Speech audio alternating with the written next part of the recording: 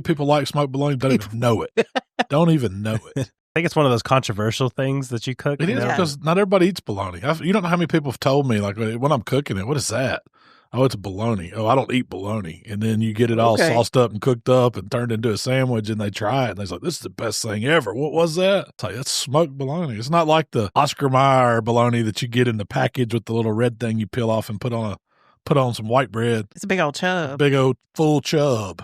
Full chub, smoked, seasoned up, makes a nice bark on it, glazed up. And then what I like to do, and I did it in the video, is when you get it sliced, after it's smoked, because it only takes a couple hours, it's fully cooked as bologna. You're just heating it up on a smoker, basically. But what I'll do is I'll take it and I'll cut thick slices, and then I'll have a grill fired up to where I can kind of sear it. Think of like what you do with a steak.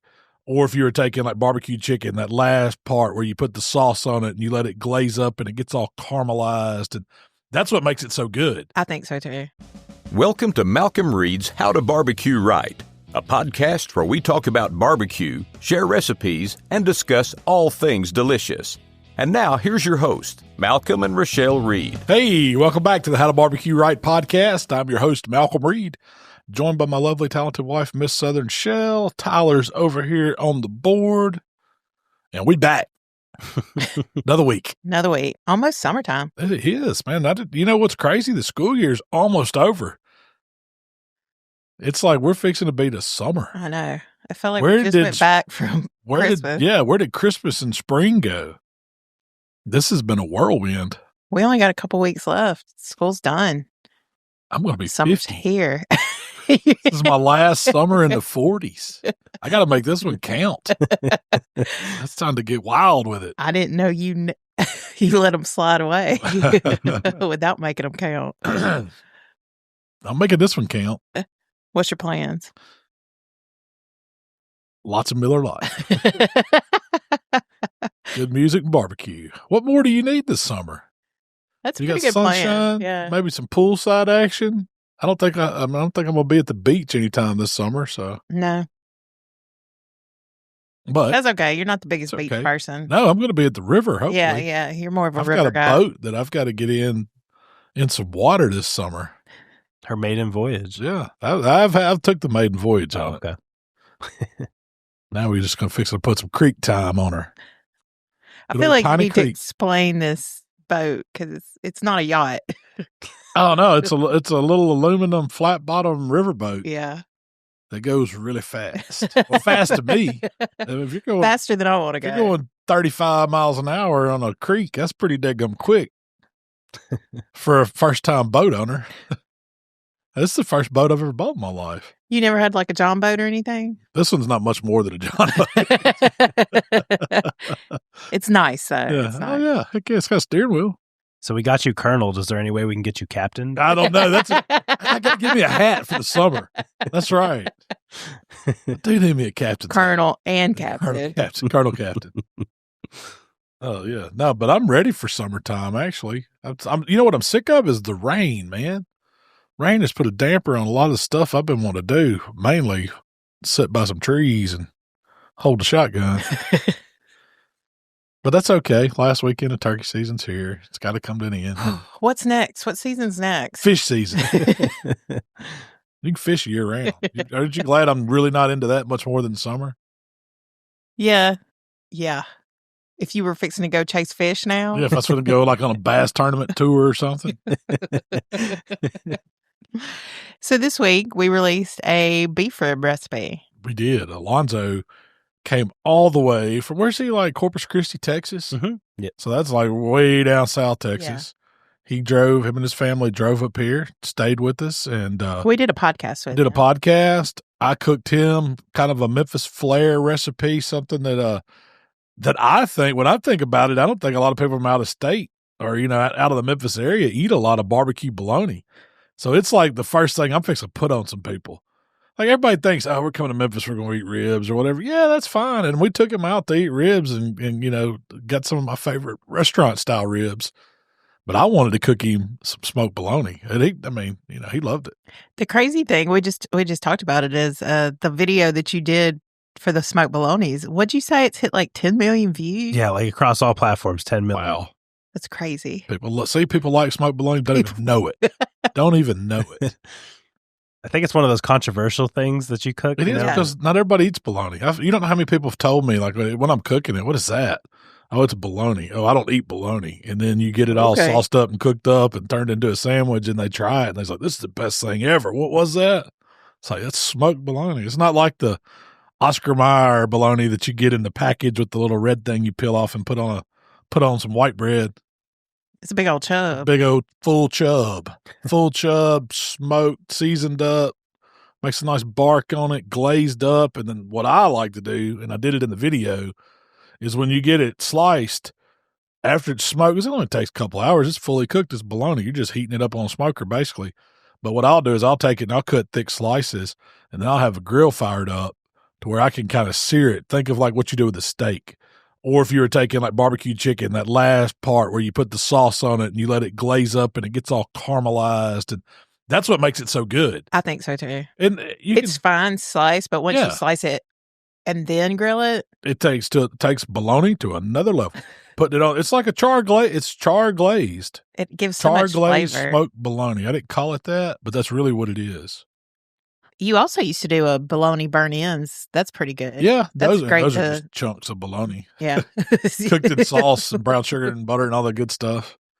I don't know. You can't go wrong with it. You can't go wrong with it. It's hard to mess it up. Full chub is hard to mess up. I know Michael, he'll about make himself sick off some smoked bologna. Oh, yeah. He can eat 2 or 3 pounds of it. I think he ate it for a week. Because I cooked one. I cooked one down at camp, and I've cooked like 3 or 4 of these here in the past month.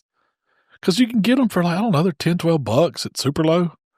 I mean, it's not like it's expensive. And you'll cook it, slice it, take it with you to like camp. I took some out to Texas with me when we went out there, did some hunting, and there's a guy out there that said that was his favorite thing. Because you ask Texas people what's their favorite barbecue, I expect it to be like beef ribs, like Brisket. Alonzo cooked. I expect it to be brisket. This guy said smoked bologna. He said nobody does it out here, and that's really what gave. Was he from Memphis? No. But there was a guy. This little town. Now this is ironic. The town that we go to in Texas is called Memphis. So I drove 12 hours to go from Memphis to Memphis. We left Memphis, Tennessee, and we get to Memphis, Texas, and it's all the way. It's like up in the Panhandle, northern part of Texas, close to Amarillo, way out there. And they had a little food truck, and I was asking the guy, this is just like a little hole-in-the-wall town. There's not much there. I don't even know if they've got like a Love's truck stop that's got a Godfather's Pizza, which is pretty dang good. Yeah. If you never had Godfather's Pizza, it's not bad for truck stop pizza. Is it better or worse than Hunt Brothers? Oh, it's way better. Like Godfather's used to be a deal back in the day. It was like a sit-down pizza joint. Oh, I didn't know that. Yeah, it was a good one. But anyway, they got that in a Subway and a Sonic, and that's it. And there was a food truck. It was a barbecue food truck. I was like, well, I bet that's pretty good. So I asked the local guy there, I said, what's up with that barbecue food truck in town, Because I think in Texas, I'm thinking all of them's good. He's like, oh, you don't want none of that, man. It ain't, he don't know what he's doing. I was like, what's he got? He's like, oh, he tries to do brisket and he tries to do pulled pork, but he said it's just, he said it wasn't good. I ain't throwing shade at the dude because I didn't try it. I don't know. But I was told, he's like, and I said, well, what's your favorite thing, barbecue? And he said, oh, it's got to be barbecue bologna. And I said, well, next time I come, I'm bringing you some. So I did. I cooked one of those. I vacuum sealed, cut it up into portions and vacuum sealed it and took him some real pulled pork and some real barbecue bologna. Now I got a friend for life. If I need anything in Memphis, Texas, he's got me. So back to Alonzo's beef ribs. What'd you think of them? Oh, beef ribs, hands down, is one of the best bites in barbecue. Yeah. Hands down, when it's cooked right, when you do it like Alonzo did, simple seasoning. So simple. Post oak smoke on a stick burner. Let the bark develop. It gets crunchy. Wrap it up, rest it, and then eat it. It'll make your eyes roll back. It's so good. It's almost like if you can just control the pit and let it run steady and be patient. That's all it is. That's what beef ribs take is patience. I don't know how to mess them up, honestly. His were perfect. Textbook. Yeah, I mean, it was textbook. Like if I had went to Black's Barbecue or any of the barbecue joints that sells good barbecue rib, beef ribs, that's what his were like. Or better. Maybe I think even they're a little better. Yeah. Maybe a little better. But he started with the Creekstone plate rib. There were some big old There were monsters. some big ones. Yeah, there were some big ones. And I guess Beautiful. I think he said he's got a local butcher that sources those for him, but they buy from, it's like a lot of these butchers buy from Creekstone. And there's a lot, I think that's now for a long time, that's what Franklin's was cooking in Austin was Creekstone briskets. So I knew when he said Creekstone, I was like, well, that's a pretty big brand in Texas. So he started with those. He didn't trim them. He didn't take off any of the excess fat. He didn't mess with the membrane. He didn't mess with the membrane on them. He just salt and pepper. He put the TX because it's coarse ground. And then he put his trifecta seasoning, which I tasted it in the video first time I ever tried it, and it was really good. It's not as sweet as the barbecue rub, so it's more of a savory balanced because it's not hot. But it has barbecue notes, but it's not overly sugary. It's not overly salty. It's a really good, can go on anything, like a universal type barbecue seasoning. He calls it the trifecta because you can brine with it, you can season with it, and there was one other thing you do. He said it in the video. Yeah. Season, brine, inject. Season, brine, inject. Okay. Yeah. But and he just put that on for a little color, a little bit of barbecue notes. But it was mainly, you want that coarse ground salt, coarse ground pepper to be that foundation, that bark when you're cooking beef Texas way. You're going for that Texas style barbecue. That's what I think of. And so he put that on there, had the pit running it right. The Outlaw just settles in at 300. Started it with some Royal Oak lump, couple tumbleweeds, got those coals good and hot. He brought post oak that he sources from Texas because that's a wood that we don't see a lot of. Yeah. We've got oak wood. Most of the time it's red oak. You don't see much white oak. Do you ever smoke with red oak? Sometimes. I've had some trees go down on property and we've cut them up and I've used them for smoking. They do just fine. Once it's seasoned out, you don't want it real green. I like my wood a little dry. But it's just I don't know if I could tell a flavor difference, I don't know. If it's, when you were burning them on a pit like that, could you say, oh, that was post oak versus that was red oak or hickory or something like that? Probably not. Cherry, some of the woods you can, but when it comes to just a hardwood like that, I don't know if you really could. But I like post oak. Do you think the post oak imparts more flavor into that like Texas style flavor? I don't think so. I don't think it's about the flavor. I think it's about the availability of the wood. That's the species they have there. And I don't even know if it's like, if we get down to, talk about trees, is a post oak a species of a red oak or what, Yeah. I don't know if it's its own species or not. I don't know that much about trees. I just know that when people from Texas, typically they're either burning post oak, pecan, then you got some faction that cooks with mesquite. But most of the time, like Alonzo said, he sees a lot of mesquite down in the Corpus area, but he don't like to use it because mesquite can overpower stuff. And when I think of mesquite, I think of open fire style cooking, like Al Fragoni does with his open, the Santa Maria style pits or these open pits. It's really good, or like a kettle style pit that you just leave open. Mesquite does really good, but when you go to cutting off the airflow on mesquite, it can get pungent really quick. It has almost a bitterness that it gets to. So when I've used it in the past, I use it very sparingly. Like a mesquite smoked turkey is really good, but you only need like half a baseball size piece of mesquite for a long cook. It just doesn't take much because it's going to overpower it. So he used the post oak and he brought me some, and I still got a few sticks of it to use. But all it was get that pit to 300, start burning the post oak, get those ribs seasoned up and on there. He let them rip about an hour, looked at them. He mixed up a little spritz because he wanted to keep the bark kind of moist, have some, if it was starting to dry out, he wanted to make sure it's looking good. So he was like water and Worcestershire. I don't remember the percentage. It wasn't half and half. It was, I think it was 4-1. Something like that. Yeah. 3-1. Something like that. He says it in the video. He said you could use either straight water. I wouldn't use straight Worcestershire. That would get a little strong. But all he was doing is diluting it down. And you're just, instead of using water, you're using some flavor. I've used pickle juice before, like pickle juice cut with water. It works really good. So anything like that'll work. Just not sweet. I just don't put anything sweet on it because you don't want to use the apple juice or something like that. You could use beer. Beer would work. I'd probably cut. I like the Worcestershire idea with the beef. Heck, you could even use like beef broth and water. You could use whatever. You could make you up a mist or a mop or whatever you want to use to go with it. The vinegar seems to help. I just like the vinegar with barbecue, and Worcestershire does have some vinegar flavor to it. Yeah, So and it's got those umami flavors. Yeah, so I can go with any of that.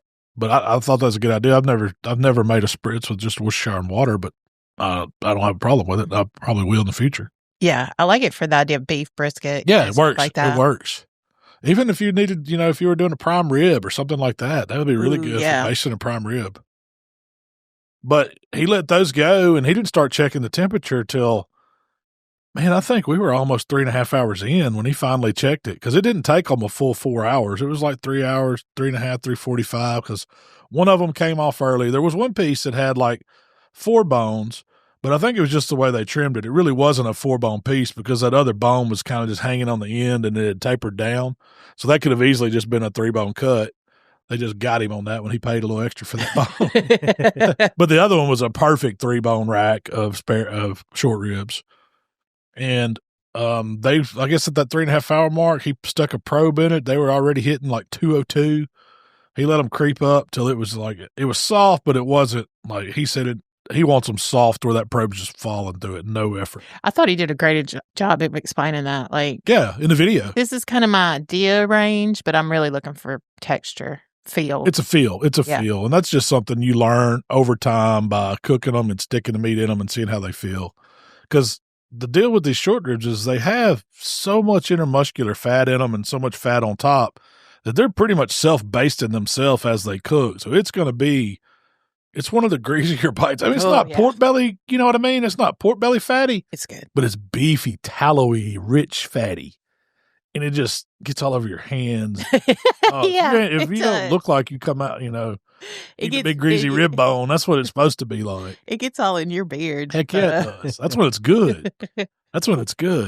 But he let them go. I want to say that final temp when he took them off was about 208, creeping on 209, 210. Took them off. And now, this is what I really like, and I've done this before too. When you get ready to hold them, they still need to rest. Like, you don't want to eat them right then. They're going to be dry. And you're like, man, trust me, just like a good brisket, that short rib needs to rest at least an hour. So you can wrap them up, and a lot of people will wrap them in foil or something like that. Well, when you go to wrapping those ribs in foil, what it's going to do, it's going to cause them to steam, and it's going to soften up your bark. So you're going to lose that crunchy, peppery, crystally salt texture that you got on the outside, that Texas texture. You're going to lose that if you wrap them in foil. So he wrapped them in butcher paper, sprayed the butcher paper just to put a little moisture on it. I don't know if that's necessary or not. A lot of people do that. I've seen them do it with tallow, like paint the paper with tallow. I've never done that either. I've always just let whatever's coming out do it, because it's always greasy when you take it out anyway. But he wrapped them up, stuck them in one of my party stackers.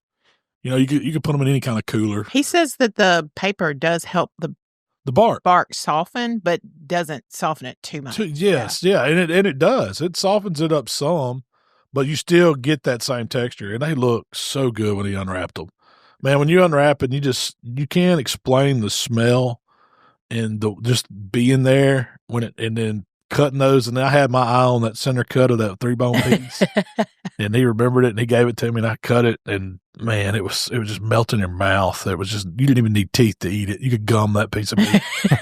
And it was so, so good. But the cool thing was, and this was kind of a family thing for him, the way his family eats barbecue. And he has he's Hispanic, so he had Hispanic background. So he said everything they serve pico de gallo. It's their condiment of choice. Instead of having barbecue sauce or stuff that we have, they use pico. And he was like, we eat it because the acidity in it, the freshness of it, it cuts this greasy fattiness of the meat you're eating. So with those short ribs, they're incredibly greasy and fatty and delicious. But when you put some of that pico on it and you get that combination together, I was like, man, my God, this is so good. Oh, it's so good. So good. It takes that fattiness, which is delicious, but then it brightens it up. Yeah, it does. And all the flavors come out in the pico. And he did pico a little different. I make a lot of fresh pico. But I always use lime juice. Yeah. He said his mom always used lemon. And so it had a different citrus note than the pico I was used to by just being like a lime flavored. I liked it so much better. It was mild. It was a milder flavor. Lemon isn't as sharp as lime. Maybe that's why. But it was really good. It was really fresh. It went with the greasiness of it, and man, We talk took about a beef short rib taco with that on it. Man, it'd be so good. we took that pico that he made home, and we ate on it for like the chips. I mean, a week and a half. heck Yeah. I loved it. It was excellent. The short ribs turned out phenomenal. And brother can flat cook. He's good. He's good. I enjoyed. He's got a heck of a cooking channel too. Y'all Yeah. listen to the podcast he was on. That was a good episode. But you can go check out him and his wife. They do. I don't know if it's a weekly podcast, but they do a pretty regular podcast. And plus, he's making videos. It's Gulf Coast Smoke. When I first heard the name, I was like, "Oh, he's coming up from Biloxi." You know, I thought he was a Mississippi guy. Well, the first time we met him was in that area. It was in the Biloxi. Yeah, area. because I we think were it at a World Orange Food. Beach. Was it? Yeah, World Food Chip. So Yeah. I just, for the longest time, thought he was from Mississippi Gulf Coast. Yeah. But I don't think of Texas as having a Gulf Coast, but it does. Yeah. But that was a good experience. Yeah. He's got some really good kids. Oh, He heck brought his yeah. kids with him, Man, and they were hanging out the whole time we were filming and stuff. never knew they were there. And that never would have happened. Like if I brought my kids to film day, we would never finish the video. Yeah. There's no way. But you have 3. We only have 1. When he was that age. Oh, he wanted to be in every video. Yeah. You had to It make was up something for him to do to keep him occupied. But yeah, that was a great experience. Actually, somebody on the Stephanie in the community wanted to know what's a rough estimate of time to smoke some dino bones I'd say 3.5, 4 hours. That'll give you at 300. at 300. Now, if you slow it down a little, which you can, it's going to increase the time. But it really depends on where your pit likes to run. Like that Outlaw with not a whole lot of meat on it likes to creep up to 300. And y'all had it in the hot pot. Yeah, we had it over on the hot side, on the far, the furthest away from the firebox is kind of where it pulls out the exhaust is a hot spot. So, but it was, about 3.5 hours. Those dudes were hitting where we wanted them, and then you got to give them that hour rest. So, if I was going to tell somebody how long is it going to take them, give yourself a full 6 at least. Because you can always hold them. You can always hold them. longer, They're going to yeah. be even better. 2 hour hold, that'd have been great. Now, I mean, can you hold them longer? Probably, but that's going to be optimal. 1 hour minimum, 2 hour optimal. And they're going to be so good. They're going to hurt you. They're going to hurt you. He's like, oh, I can eat more than one bone. No, you can't. No, you can't. If you might can, but man, you're going to be hurt. The crazy that's thing another is, like, bingo thing. What? You can't Gonna hurt eat too much. You're gonna hurt yourself. I did eat too much. Yeah. Well, what I was saying is that's why those bones are pretty expensive. Like you go to a restaurant in Texas that have them, you're going to spend upwards $30, maybe $40 for one bone. And it's because of what goes into them, but one bone's pretty dang good. Yeah. Too. You could get one bone for the family at the table. Yeah. Share it. I was going to ask that, like how much beef ribs usually run, Yeah, they're pretty expensive. I mean, they're expensive. And I think why you don't see them in a lot of restaurants, because, a lot of those people that cook them don't cook them daily. They'll cook them once a day. They'll have this will be rib bone week or whatever. But it's because of the cost. I mean, they're not cheap for the restaurant to source, and there's just not that much you can mark them up. Well, nobody's going to pay $80 for one bone. Yeah. So you got a fine line of what you can charge for them, what you have to charge for them for it to be feasible for you to do it. That's why they cost so much. It's one of the finer bites, man. It really is. I have kind of an announcement. I have half an announcement. Another contest? No, the app. Oh. So the app is now available on Android. The new app. Well, that means I can't use it. I know.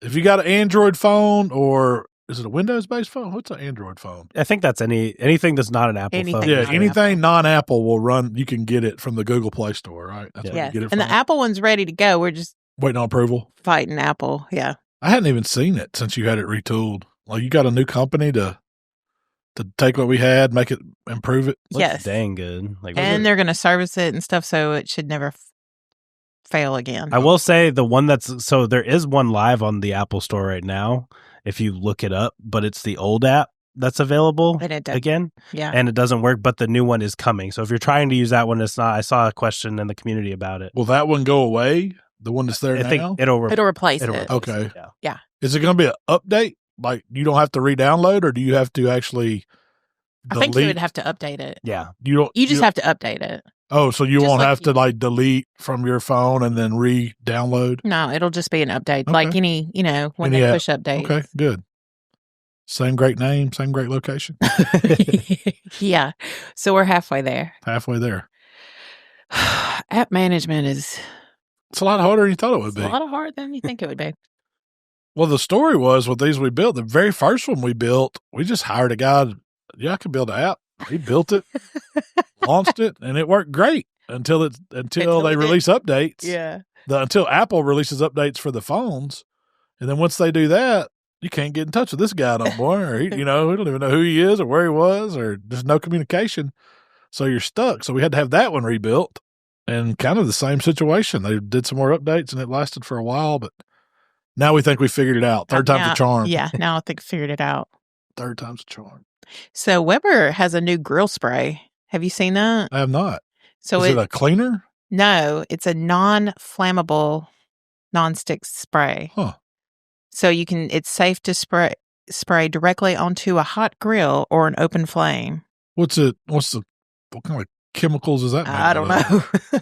I kind of like the danger. I mean, I know it's an oil. If they don't have an oil, what is it? I don't know. They got to have some sort of chemical in there. Yeah. I don't know. That's interesting. You need to look that up for next time. What's Let's do a in it? Shell's Learning Corner. Well, Bring in some of that stuff. Well, it's only 6 ounces, and it was $12 at Walmart for it. Dang, that's pretty high. I know. I'll stick with my cooking spray, You can get the generic one. The regular old Pam is 8 ounces for less than $4. Yeah, I usually buy a store brand, and that's usually like $2.50. Mm-hmm. Whatever the spray is, probably 97% water. Probably. Yeah. It probably is water. They charge you $12 for some water and some other kind of chemical. Is there any type of cooking spray that you won't use or? No, but I like the aerosol. A lot of them changed their cans over, and it went to that can that's like it is. It does feel like skeets instead of spray. Yeah. It doesn't give you that good spray pattern, and I need that spray pattern when I'm doing it instead of that blast or whatever. It's like a different nozzle on it, and it fans out further, and it's like heavier. It's like letting more oil out than it is mixed with whatever charge they have in there to make it spritz. Yeah. I just need the old-fashioned one. Like I can't buy cooking sprays at Kroger because they switched all theirs to it. And I don't know if their Pams are, if they even have the old-school Pam, but usually I'll go to like Walmart or Sam's and get the big, the other ones. But any particular one you use? You go canola, vegetable? I don't look. You don't I care. don't care. Avocado? Yeah. I bought the duck fat, and we sell the duck fat at the shop, but it's, it's kind of expensive. It's good on stuff when you're cooking with it for flavor-wise, but if I'm just spraying it on a grate or something. I love the duck fat, but the thing gets clogged. Yeah, it's real temperature thing. Like if it gets too cold, I guess it coagulates and it stops up the little thing. And I just get frustrated. And screw it, I'm getting Pam. It's good stuff, though. But I usually just use cooking spray. I don't know what great value. So Mandy emailed me, and she basically just taken over her town's barbecue cook-off event. Mm-hmm. So it's a local type, unsanctioned event. It's been an unsanctioned cook-off for the past 10 years. Oh, those are the best. I know. I think so too. The local town ones, yeah. So the whole point of it is they created a scholarship to fund for trade schools that are going to graduating seniors to help revive their little town, which is smart, and I love that. Anyway, so it's called Wheels and Grills, and the guy who was doing it decided not to do it. They asked her to pick it up, and she has no idea what to do, how to put on a barbecue contest. It's not easy. It's not as easy as it sounds. I promise you. So I was like, well, maybe there's other people out there wanting to know how to put on a contest. Well, first location. Well, first thing you need to do is get you a sheet of paper. Yeah. Lay it all out. Lay it out. You got lay out the plan. Create a plan. But you got to go find a location. Mm-hmm. What's important? The location. You got place to put teams. Place to have the event. Place to have the judging. And figure out how many teams you can hold in there. Yes. And we always, when we did ours, we walked the parking lot, mark them out, see what'll fit, and have an idea. You're going to have some decisions to make. Are you going to hold everybody to like a 10 by 10 size, smaller tailgate style contest, or are you going to allow people to bring big barbecue trailers and take up multiple places? Because I've seen it both ways. Often when you do that, your spot will come with a set amount. And then if you need extra space for a larger trailer, you can buy extra space. And that's a great way for the event to make a little extra money, because they are losing teams by doing that. So they have to make up for the space they're allotting. Yeah, unless you have plenty of space. Unless you got plenty of room, unless you got a big field or wherever you're at. I have cooked at some places where space wasn't a problem. They didn't care. Take as much as you want. It's usually not the case. It's usually not the case, yeah. Usually you're in a parking lot or a small area. Or on the side of, downtown streets. Yeah. So you need a location and your team limit, and then what you going to cook. Yeah. Is it going to be just a traditional barbecue? Or are you going to do, steaks, ancillaries? I mean, that's kind of determining on where you're at and what's popular in your area. And most of the time, a rib contest is really popular. Rib chicken, some type of beef. It could be a steak. It could be whatever. It could be anything, A lot of small town appetizer contests. There's all different kinds. A lot of the smaller contests I've seen, they'll do something like a rib contest and then just a bunch of ancillaries. Yeah. Or rib and wings. I've seen that a lot. There's a couple golf courses that we work with that do some local stuff, and that's what they always like to do every year. I think there's one we've been involved with in Tupelo for the past 4 or 5 years, and they do ribs and wings every year. Do they do ancillaries? That's it. Ribs and wings. Ribs and wings. I always like the ones that do like drinks. Yeah. Well, usually that's like and you got to decide if it's going to be a 1-day contest or a 2-day contest too. That's true.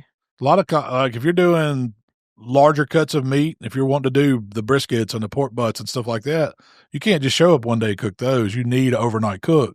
So that's going to limit your time where you're going to, you're going to be taking up whatever area you're at, if it's downtown, if it's a parking lot or whatever, shutting down businesses. So you're going to take 2 Friday, days. Yeah. Goes to Saturday afternoon. So you have a little more stuff to worry about with an overnighter like that. Oh, so much more logistics. It really is, because you got to be there more. Your time on site, it's a lot more. But then you got to think about restrooms. You got to think about trash pickup, and you got to think about water usage. Anyway, but all the stuff that goes with it. It's You got to think about all that stuff a lot more. So we got to where we like the 1-dayers, and I think steak contest got us in that mind frame.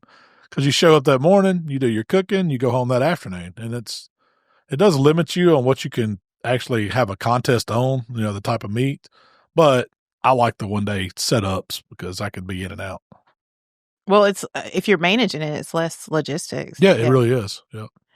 Another thing is you better get a bunch of volunteers. You're going to need help. It's too much for just 1 or 2 people to undertake. You definitely need help. Well, you need people to help you promote it. Mm-hmm. You need people to help you find sponsors to raise, especially if you're trying to raise money. You need people you need at least one good person to be the admin. Mm-hmm. Keep track of what teams have paid, what vendors you got. If you're doing where's the money going? Where's the money going? Who signed up? Do we have somebody coming to bring porta johns? Things like that. Yeah.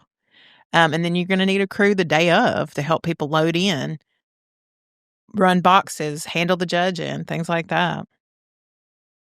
And then you're going to need somebody that's good with numbers to calculate those results. That's right. When it's time to do the judging. Because that's where you want to be on the up and up, the judging part. I mean, to me, that's probably the most important part. You want to make sure you're having a fair contest where anybody that signed up, paid their money to compete, feels like they got a fair shake. So that's a big part of it to be, and keeping that, on the up and up is really important. And if you have I've gone to some contests in some contests I've helped with, just not been involved in, just help with the back. They had no plan for the judging process. It was just like, let's have a contest. Yeah. All right. And then the judges' score sheets start rolling in, and they're like, what do we do? Yeah, you ought to think about that. Well, I always recommend having a judging class before this contest so that the people that you've asked to judge kind of get an idea of what they're going to. It could be a presentation. It could be over a Zoom call. It could be, something you create and email to everybody. Or it could be in person. A lot of times we've done them on site. And it kind of brings in judges to it. Because most of the time you're using local judges. It's not like you've got trained professionals. You've got to give them a little bit of schooling before. And I'll go back over this again day of too before we start the judging process. But it gets in that mindset of what you're asking these teams to turn in, what they're going to see, and then how they should how they should know how the scoring is going to work. Now, whether it's always subjective over what scores they give, but you can at least lay it out and make it crystal clear for them on what you expect from on the judging side. And you need to do that with the teams too. I think it's important, even though it's a backyard non-sanctioned contest. The more the more clarity you have on what you're asking for them, the better the contest is going to run. Oh, I think so too. Before you ever start advertising it, you need to sit down and get your rules, your time frames, turn-in times, all of that written down, and be as clear as you possibly can. Because if it's not, people are going to ask you a bunch of questions. You're going to have, it's going to save you time if you have that all laid out and ready to go as soon as you start advertising it. Then you got to worry about trash, ice, grease, ash, and porta johns. All the important stuff. All the important stuff. Like why would you have ash and grease? Why would that be a priority? Because they're going to do something with it. Because they're going to dump it out if you don't. Yeah. Like you don't think about that, but everybody's bringing a grill, so they're going to have hot coals. Often they're, some of these grills have water pans. They're going to have, they're going to have grease that renders out, and they're going to have stuff that they're going to want to throw out. And you can't just throw this stuff in a regular trash can. You can, but you risk fire, you risk melting cans. So what we've always done in that situation is like, oh, let's dedicate one, find an old used barrel that you can put hot ashes in, that you can put a lid on, put out, pick up at a later date. Same thing for grease. If you've got some kind of container, there's companies out there that'll come pick it up, but you don't want to just dump this stuff down the storm drains in your city. And you don't want to just dump it in the trash. It's not going to work. And you can't expect people to take it with them. Because often, you're picking these grills up, you're breaking them down, you're putting them in the back of trucks or on trailers, and it's not something that goes with you. So you have to think about stuff like that. How many barbecue contests have you been to when Saturday afternoon rolls around, the trash can's on fire? Oh, I've seen it. Yeah, It don't happen a lot, but I've seen it, definitely. Most places nowadays you see, they think about what we're going to do with the hot ashes and what we're going to do with the grease. That's a big one. Now, a lot of them don't have running water. And it depends on the style of contest. If you're doing a 2-day contest, I would say you probably need running water. But, most of them, if it's a 1-day deal, they don't provide electricity, they don't provide water. Now, that doesn't mean teams aren't allowed to bring water sources or to bring a generator for power or whatever they need, because that's going to happen. But you just need to be on the upfront, let teams know, hey, this is what you get. You're basically getting a parking space in this, but if you have power and electricity, that's fine. Water. A lot of times those are really, really added cost to an event. If you have to hire an electrical company to come out and provide generated power for everybody, you're going to incur a huge expense. Same thing with water. Same thing with having to run water, temporary water everywhere. So that's just something to think about, whether you're going to offer it or not. And that's another reason we lean towards the 1-day contest because it's easier not to provide that for a 1-day contest. That's right. It almost is a requirement to have it if you're asking them to stay overnight. Now, this is something that you have to consider as well, is your local ordinances, per health department ordinances for dealing that, some towns may not allow you to have a contest where you don't have access to running water and stuff like that. So, you have to make sure that you're abiding within the rules in your local area. Now, I don't think it's a problem because most of these contests you're not feeding the general public. So it's kind of like a do it at your own risk. But if you are considering on adding a public element to your contest, you need to make sure that you're following the local guidelines, because you don't want them to come in day of and shut you down. And so everybody needs to be aware of that. And that's why a lot of times, people think of going to a barbecue contest and getting to eat. They don't often get to, and it's not because the organizers or the teams don't want to give out food. It's because it's against the law, the local laws, and won't let you do it. So yeah, and that's one thing I didn't know until we got into. Yeah, you don't know that. Yeah, you don't realize that, and a lot of people don't. They'll show up and, hey, can I get a rib bone? Yeah. So, legally, I'm not supposed to be able to do that. But if you come in and we're friends, it's different then. Then you're eating at your own risk, I guess. I would say it's always a good idea to set a team meeting, like the week of the event, or, like the Wednesday, Thursday before the event. Sometimes they'll do it the Sunday, like a week before. Yeah, a week before. But it just helps, to answer questions, make sure everybody's on the same page. Lets them know how things are going to go. Yeah. We've done it remote before. We've done it through Zoom, so it makes it a lot easier. But it makes load-in better. It makes it slow. It lowers the questions down because you're going to get hammered on day of. There's going to be something going on in every team that they're going to have questions and stuff. So you're going to be running around. You need to have people in places to help answer those questions and help your teams out because you got to keep them happy. You got really you're really juggling three things. You're juggling the city or wherever you're having this contest. You're keeping those people and happy. The infrastructure. Infrastructure, yeah. Then you're juggling the teams and keeping them happy because without the teams, you don't have a contest. And then you're juggling the judges.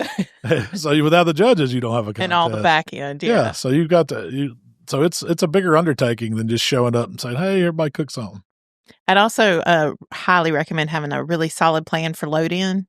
Like, how are people going to come in? Are you going to expect them to drop things off and get out? How are they going to get out? Like whatever your load in plan is for that morning, you need to know. Yep. Stick to it and have some people that's their job and make sure that flows smooth because I have seen them turn into parking disasters, And that'll be the first thing that'll get all the teams mad at you. Biff Sabota was notorious about it back in the day. Remember how he used to sit in traffic for hours? You'd spend half a day just sitting behind other vehicles trying to get in or get out. It was miserable. Miserable. You're talking, you've been out there working hard for a week and it's Sunday and you're trying to get out of there. Yeah, and you're stuck. It's horrible. And you get your teeth kicked in. You're sad. Don't want to be there heartbroken. And then have the spaces and sizes clearly defined so people know where they're going and where they're setting up and stuff. You got to have some supplies. You got to have turn-in boxes, judging sheets, pencils, napkins, bottled water. And drinks for your team. I was going to say, you got to feed your volunteers. Mm-hmm. You better have a plan. Because they start getting hangry. Scorecards. How many times have we done a contest where we didn't realize we didn't have enough scorecards and you had to go print some real fast or something?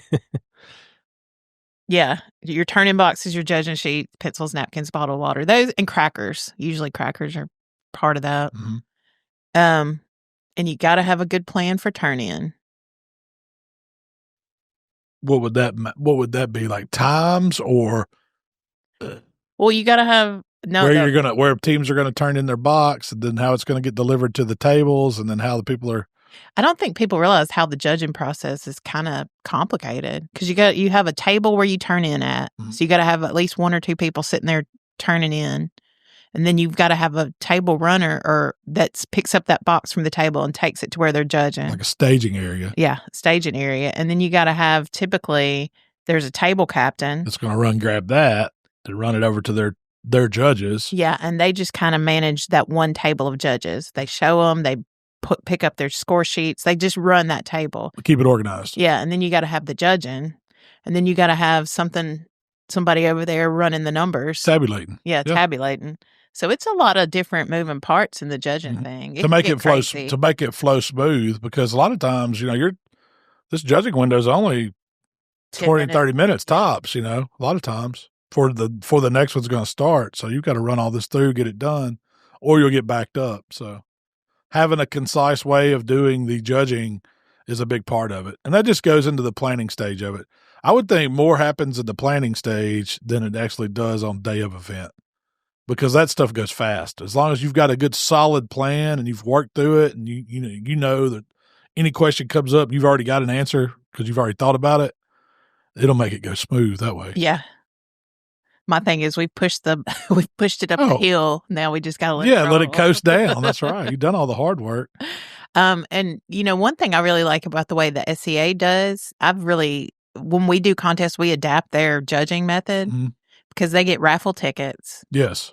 When you turn in your box, they haven't labeled your box at all. It's just a blind box. You get half that raffle ticket and they take the other half of it. They stick that into an envelope, tape it onto the top of the box. Stays with it the whole time. And it stays with it the whole time. And nobody knows who's who. Yeah. There's no writing names or marking or anything. It's like you don't know who wins. Even after we tabulate on our end, we don't know who the winner is. All we got's a ticket number. So whoever's got that matching ticket number is the winner. A triple blind system? I don't know what you call it. Yeah. But it's just easy. It makes it easy. Yeah. I do like the way when we score them that we do one box at a time. Like every box is scored on its own merit. It's not a comparative the way we run it for our local contest, but there's different ways you could do that. Yeah. That's how you just figure out. And when the judging process comes, I like to keep it super simple. Oh, the easier the better, because it makes it easier on the judges. They don't have to overthink it. Is it good? Is it okay? Is it bad? You know? I say keep it like 1 through 5 or 5 through 10 or whatever. And be very clear on the judging sheet, like 1 sucks, 5 excellent, you know, whatever. Yeah, however you decide to do it, make it easy. Yeah. So there's no confusion. And then once you're done, you got to print off the results and have them ready because people are going to want to know. When they don't get their name called, they're going to want to know. You know, I like the emailed results or the scan the QR code for the results instead of, I always thought that was the dumbest thing, where a contest where you've got 50 teams and you've got to do 50 different printouts of every category for these teams. Why do that? When it's so easy, you've got it already in a computer. It's in a spreadsheet. Just copy that over and let everybody get the email. You know, you could send that email out to everybody in one blast or have a QR code linked where all they got to do is walk up and scan something and it's live. That seems so much easier. I don't know if they had that technology back then. Oh, I know they didn't back in the day, but yeah. now there's no, I mean, it's like, why keep doing it the old way? And maybe some of them have changed. I know we changed ours when we did it. We made it easy. How do you feel about hosting an event? I enjoy it. It's a lot of fun. The event itself is fun. Now, I have been to some where I was contingent on the weather. You're outside, man. You can turn one of these things miserable in a heartbeat. If it's a mud fest or if it's storming, or if it's just miserable. So, I mean, that's usually, but the actual event itself is usually pretty fun because it is exciting and it's a party atmosphere and you know, you're having a good time. Ultimately, you're there to have a good time. The contest part's part of it, but it's not all about winning something. It's about, enjoying it and whatever cause you're helping out that you're doing or your town or whatever it is. That's what it's all about. So the event should be fun. You should be having a good time. And usually those small local events are the most fun. They are. Yeah. I like the 2 or 3 day ones of those because those were parties.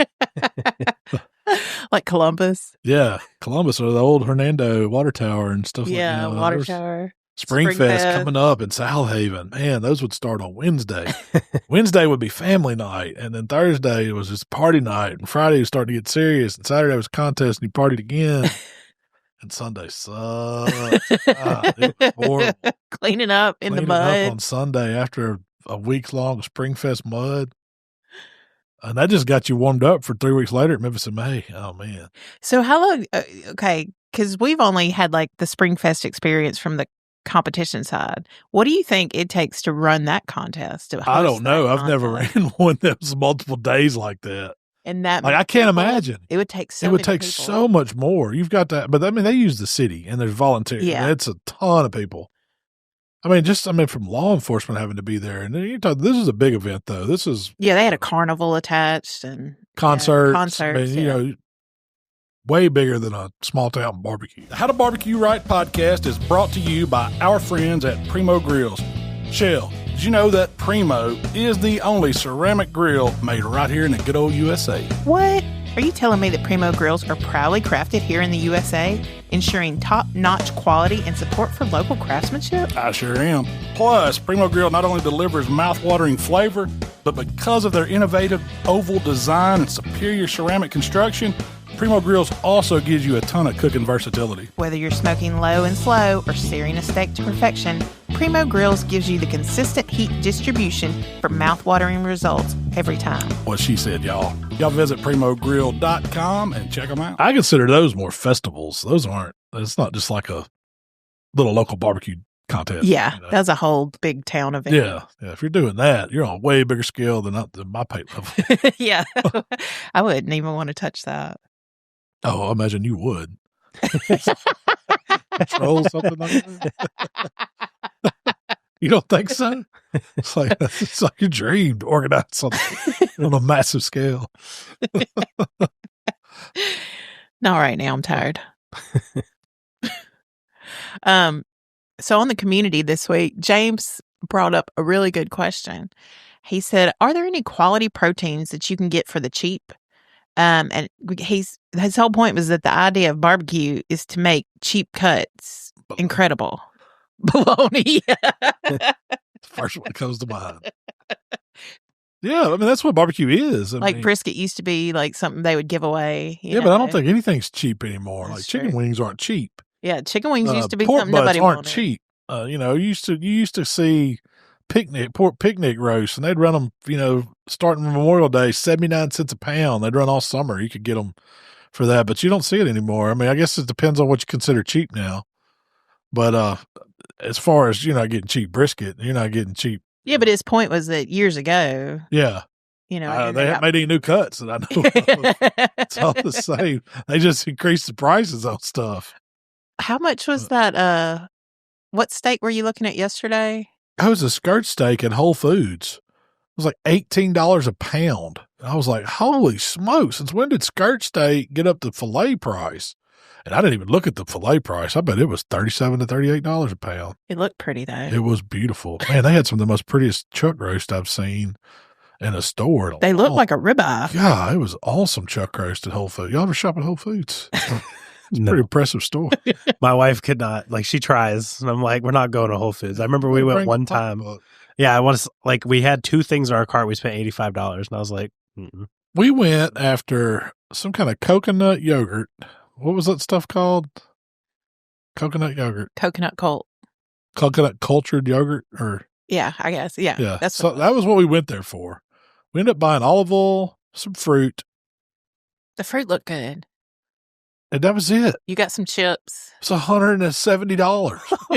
And we only got 3 little jars of the yogurt. I was like, how is this stuff this expensive? There was something else we bought. Oh, like 4 cookies. We bought some healthy yogurt, and then we bought some oatmeal raisin cookies. They were fresh baked. You just get them right at the thing. They were good, though. Yeah. So we compromise at Trader Joe's usually. Yeah. Yeah, I love Trader Joe's. It's just so far. Yeah. I mean, Whole Foods was pretty far, too. Yeah. Our Trader Joe's and Costco day is usually the same day. It's usually like once a month, and we'll go knock them both out. And then. Oh, we did get some more of that crunchy garlic chili oil. That's really good. That's worth buying. Mm-hmm. I highly recommend that for any dish. It is so good. Put it in eggs. We had something very interesting for dinner last night. Oh, yeah. First time ever. A poke bowl. Interesting. So basically a sushi in a bowl. Have you had one? I've never had one, no. Oh, man. There's this place out on Poplar, Poke Bros. Poke Bros? Is that how you say it? Think of going into like Chipotle, and that's what you do. You tell them what you want in your bowl, whether, pick out your rice. And they walk down the line. And it's like the proteins were raw tuna, marinated tuna, spicy tuna, raw salmon, spicy salmon, shrimp, chicken, or tofu. That was it. That was only your protein choice. The chicken was not raw. No. The chicken and shrimp wasn't raw. The raw stuff was the 2 fishes, the tuna or the salmon. I did a combo. It's called the Duke. It was like chicken, spicy tuna, and marinated salmon or something like that. Marinated tuna, spicy salmon. But then they put and it was so good. They put you had jalapenos and maybe cucumbers and edamame, seaweed salad, some stuff I didn't know what it was. I got the crunchies put on top, and it had like their OG sauce, and then it had like a ponzu sauce. And I had a spicy aioli on mine. Then I had sriracha. Man, it was so. I'm telling you, Tyler, you got to try it. Sounds really, really. Poke Bros. In Memphis on Poplar. I think there's a new poke place up in South Haven. I want to try. I'd try it. Yeah. I'm a fan. You never would have thought that I would eat raw fish, but I absolutely love it. All right. So James has a question. So back to the competition. I have a rib competition coming up, and I want to use loin back ribs, but I'm having trouble with the little bone shards in the rack. Is there any way to get rid of them? What we do is cut that knuckle end off, and I bought a bandsaw. Now it's sketch. I ain't gonna lie. Now I have one that's a meat saw that's a bandsaw for meat. But we started off with like the Harbor Freight model, you know, and that joker will throw the blade off of you. But you can use a Dremel tool with the little flat cut off. You could use anything. Yeah, like I've seen a lot of people use the Dremel. But, or, I mean, yeah, a knife's not going to work. I've tried it. A butcher might do it for you. Yeah. No, you could ask your butcher. That would be, instead of buying the saw, good call, Shell. That's what we used to do too. You get your butcher to do it. Now, they're not probably going to understand what you're asking for, but what it is, the way that bone connects up to the spine where that rib wraps up, it leaves those little fragments, or those, what we used to call them, shine bones or something. I think we called them that, or I don't know what the actual term is for it, but it's like that knuckle end of that baby back rib where it attaches to the spine. And when they break it off with a knife, it leaves little shards and stuff. Well, when you put it on a saw, you can get your butcher to do it. That's a great call. Ask your butcher to open those ribs up, and you're just basically taking maybe an inch off of that wide bone end, and it's gonna take the curve out of those ribs a lot, so they'll lay flatter in a box when you're turning them in. But it also makes the ribs look better appearance wise. It squares them up, so you don't have and the judge doesn't get those little pieces or those little shards of that knuckle end in their mouth. That was a big part of it. But that's, as far as doing it yourself at home, it's going to take some kind of tools, because you're not going to do it with a knife. You could do it with a hatchet and a mallet. But then it'll be if you're precise, but yeah, it's not going to be even. It's going to be more jagged. Yeah. But you need something that can actually cut those bones and take that tip of them off. And sometimes it's almost just like a shave. It's not even an inch, but sometimes it's a little bigger. It depends on how that slab runs, because those slabs kind of taper, and sometimes you have to turn it a little bit. But your goal is to get about 10 bones as straight and as even as you can, with that saw taking off that end of that bone. So Dan was looking for a portable grill. He already has a portable pellet grill. He's looking for like a direct heat grill. He said he's heard you talk about the Walkabout.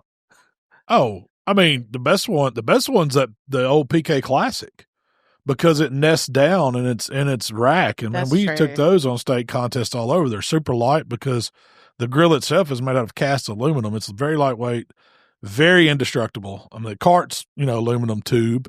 And that the cart will eventually probably deteriorate on you. That's just part of it. But it transports so easy, so much. Now, I love the Weber kettle, and they make different size kettles. You can get a 22, 18. They even make that small Smoky Joe one, or whatever it's called, the Little Joe. But it's like cumbersome to move around.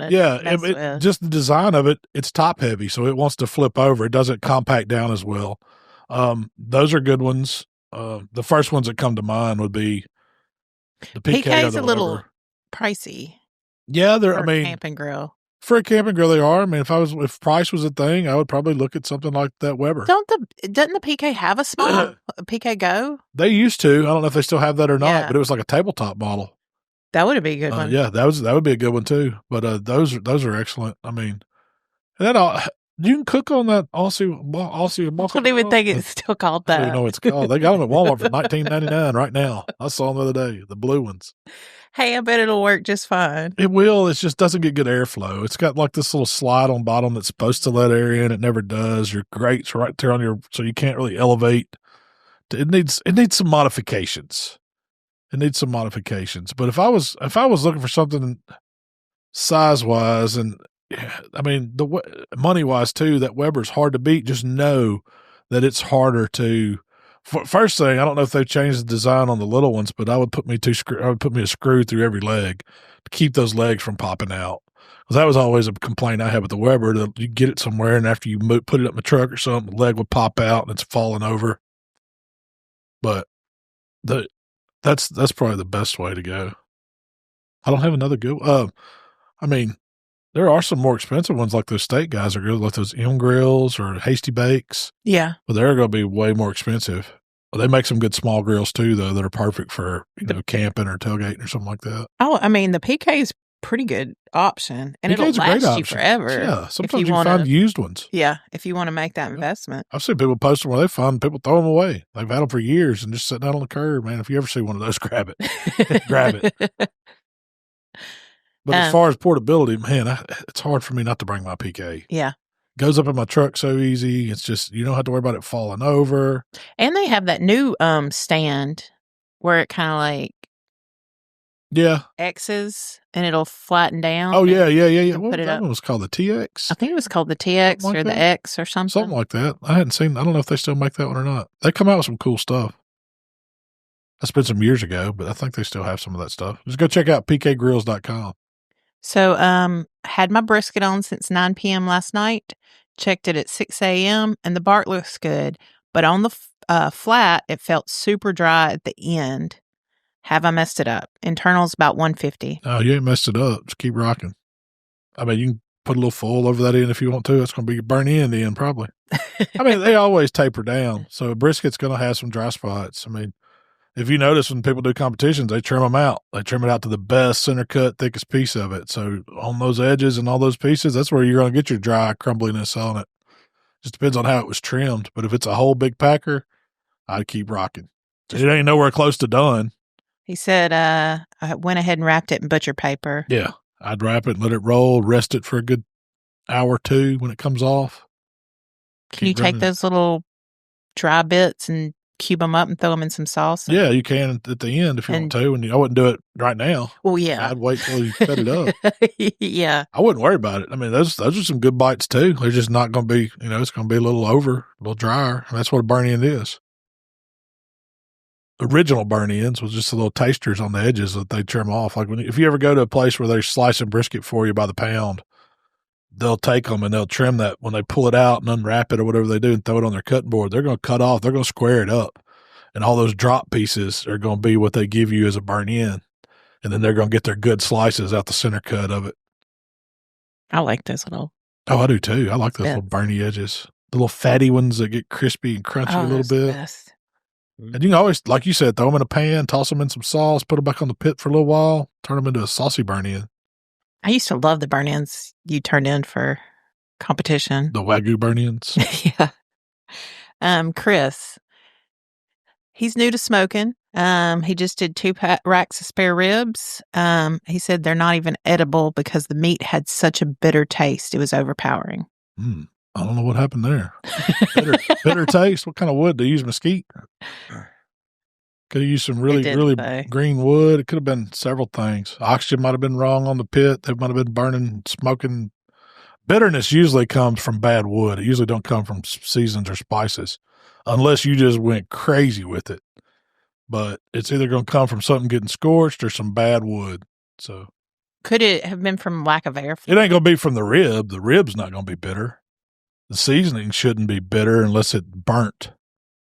Could it come from like a lack of airflow? Well, that's the oxygen thing. Oh, yeah, okay. yeah. When you cut the oxygen back and it's not combustion right and it's got that old thick smoke in there, you're getting all those impurities that's in there on the meat. That's what's giving it a bitter flavor. Or you're using a wood that's got a high moisture content, so it's not going to smoke. It's got some impurities in it. It's giving it some. I mean, there's ways you can get bitter flavor from stuff like that, but it's probably not the season and not the meat. Could have been from too much sugar and it was too hot and it scorched, and that gives it a bitter flavor. That's not that bad of a bitter flavor. You wouldn't say. You would know that was more of a burnt flavor than a bitter flavor. So, have you ever thrown a piece of bad wood in? Yeah, I burned a whole load of turkeys one time with it. I had to get the water hose out and wash them off. I don't know if it was cross tie or what it was we put in there. It was the middle of the night. Like, something ain't right. Hold on. Wait a minute. This smoke ain't right. And you look in there and it's supposed to have been apple or something. It was not. It was straight up railroad cross tie. I think it was something out of a flower bed or something. You know how people used to use those border on their flower bed? It's like a rotted. It'll mess some turkeys up. You can wash them off, though. They'll be all right. Let's not talk about that. That catastrophe. That was a long time ago. Yeah.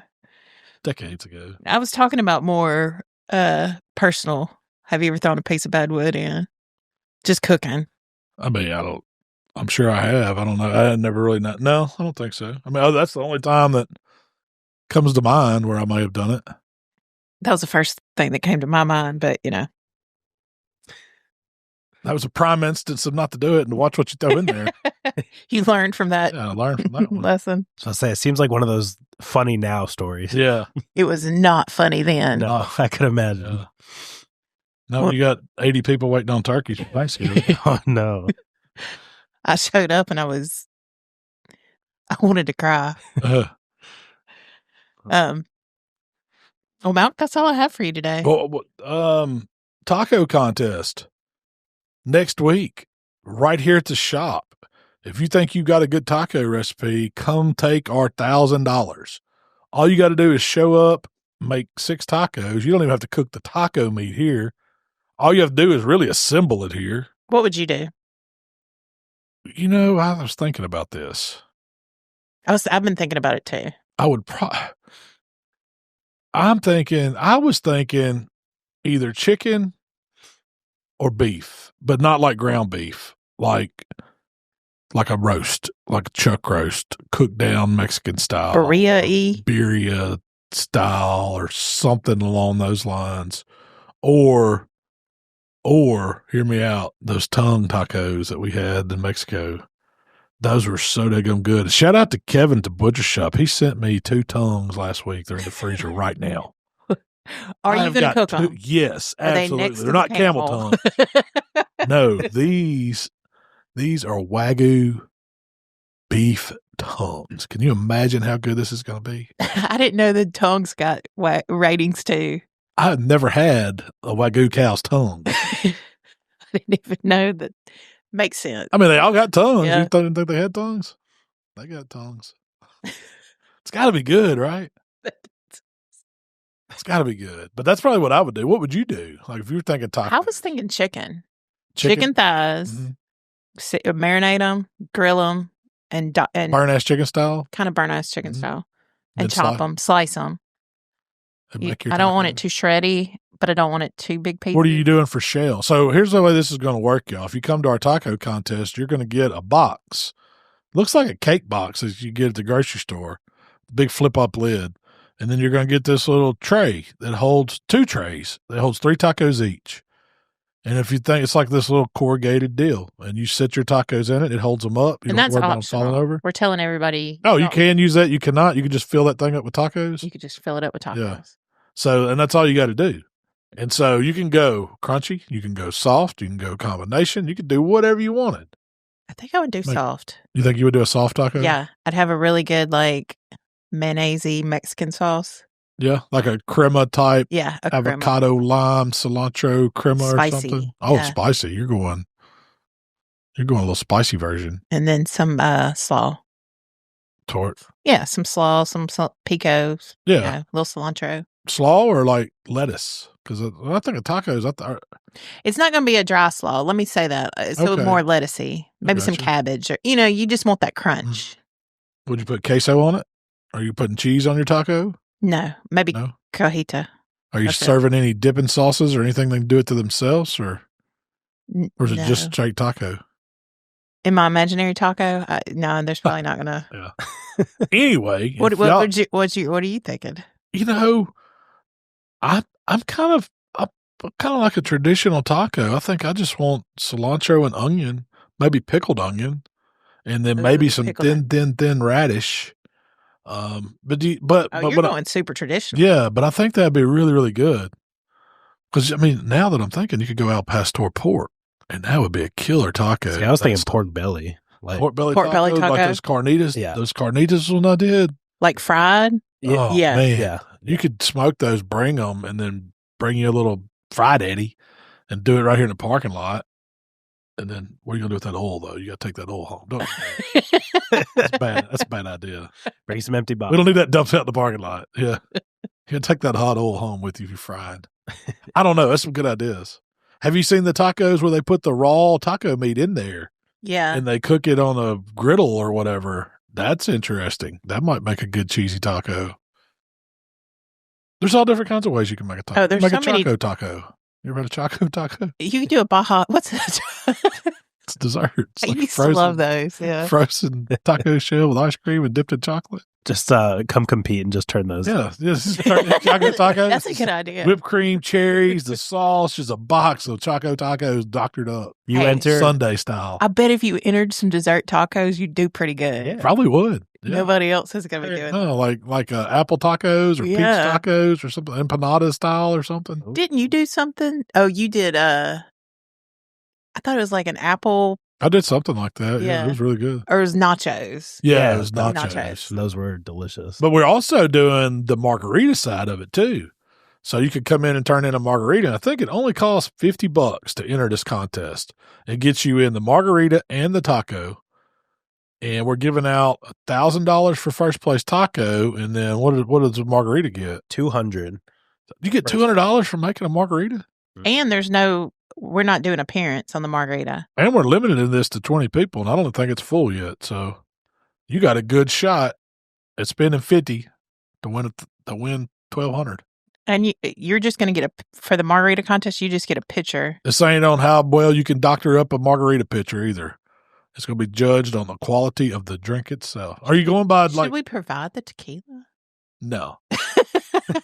No, that could get dangerous. Too much liability there. True. Too much liability there. But anyway, that's what's coming up. And then I also have another event that I'm going to be at doing something at the Rolling Thunder Game Calls, and it's in June. That's another month away, so we got time to think about that. If y'all are interested in coming down, it's a golf tournament, raising fundraisers for children. I have to get all the details on it. Yeah, They just asked us to come cook, and so we're going to go cook a hog.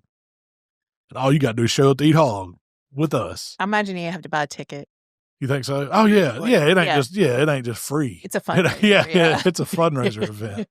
It's a buy a ticket. You may have to enter the golf tournament if you're a golfer and you want to golf and you want to go to, where is it, in Somerville, Tennessee? Yeah, it's close. It's not too far. Tyler, that's going to be a fun one though. Yeah, Tyler, what's going on in the community?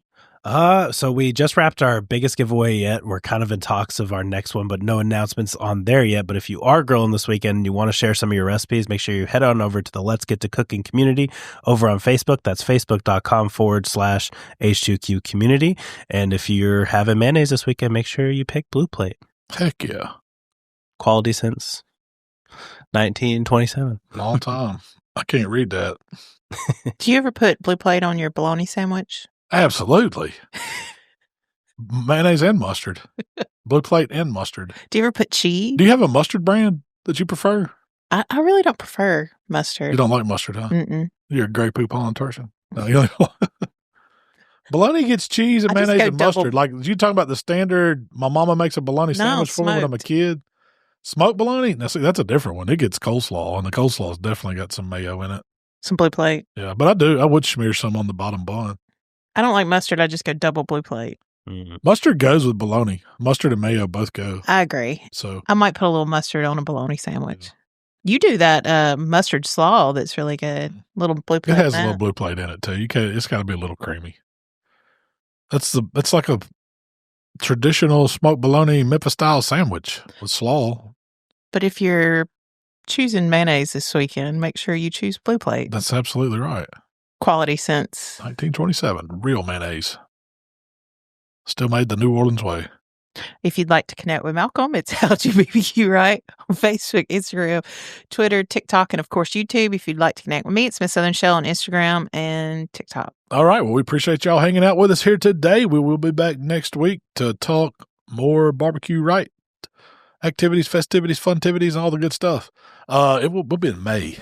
And I will not be on Greg Rippey this week because he's out of town on vacation or something. So we'll be back doing our podcast next week, though. We gone.